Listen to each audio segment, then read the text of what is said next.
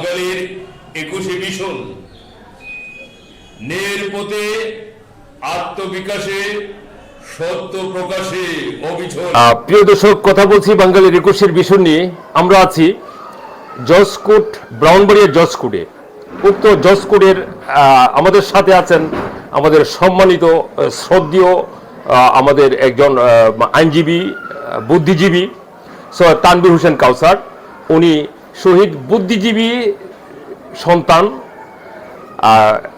যে আসন্ন যে ব্রাউনবাড়িয়া 2 আসনের যে উপনির্বাচন, আশুগঞ্জ সরাইল বা সরাইল আশুগঞ্জ, উক্ত আসনের উনি নৌকা প্রতীকের যে মনোনয়ন প্রত্যাশী। আমরা ওনার কাছ থেকে জানবো যে নির্বাচন সম্পর্কে ওনার যে দৃঢ়তা এবং ওনার যে পরিকল্পনা, সেই সম্পর্কে আমরা বাঙালির 21 মিশনের পক্ষ থেকে জানবো। শহীদ বুদ্ধিজীবী সৈয়দ আকবর হোসেন বকুল মিয়ার সন্তান, ব্রাউনবাড়িয়া জেলার জজকোর্টের প্রবীণ আইনজীবী ও সাবেক অতিরিক্ত পিপি অ্যাডভোকেট তানভীর হোসেন কাউসার আসন্ন উপনির্বাচন সম্পর্কে নৌকার মনোনয়ন প্রত্যাশী হিসেবে নিজ প্রার্থিতা সম্পর্কে বলেন।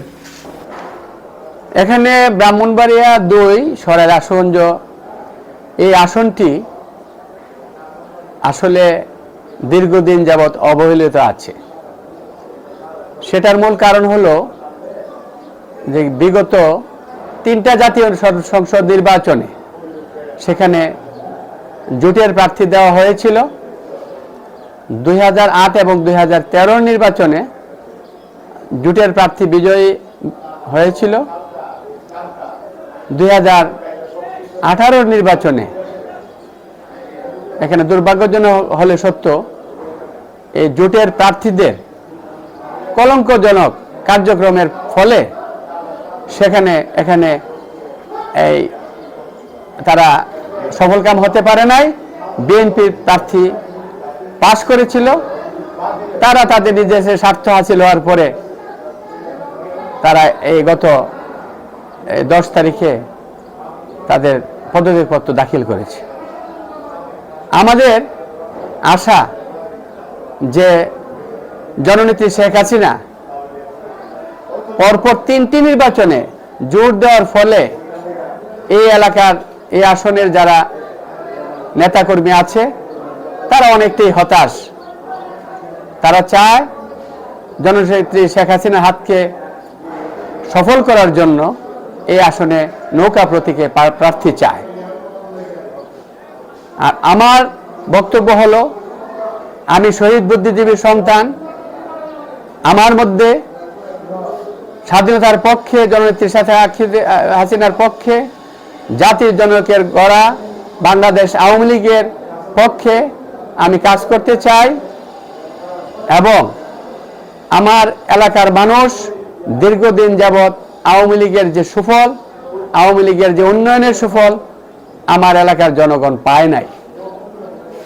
আমি চাই এখানে নৌকা প্রতীকে আমাকে মনোনয়ন দেওয়া হোক, অথবা জননেত্রী শেখ হাসিনা যাকেই পছন্দ মনে করেন তাকে যেন নৌকা প্রার্থী অন্তত প্রতীকে প্রার্থী দেওয়া হয়। জনগণও দীর্ঘদিন যাবৎ নৌকায় ভোট দেওয়ার জন্য অপেক্ষারত আছে এবং এলাকার জনগণের দাবি যেন এখানে নৌকা প্রতীকে মনোনয়ন দেওয়া হয়। কারণ দেশের অন্যান্য এলাকায় যে প্রভূত উন্নয়ন হয়েছে, অভূতপূর্ব উন্নয়ন হয়েছে, সেইটার সুফল সরাইল আশুগঞ্জবাসী পায় নাই। এবং আরো হলো, সরাইল আশুগঞ্জবাসী এখন অভিভাবকহীন। কারণ আমরা, আমাদের এলাকার জনগণ কার কাছে যাবে, কার মাধ্যমে তাদের দুঃখ দুর্দশা উন্নয়নের কথা বলবে, সেটা তারা খুঁজে পাচ্ছে না। বিপদে পড়লে কার কাছে যাবে সেটা পায় না। একজন এমপি একটা নির্বাচনী এলাকার অভিভাবক।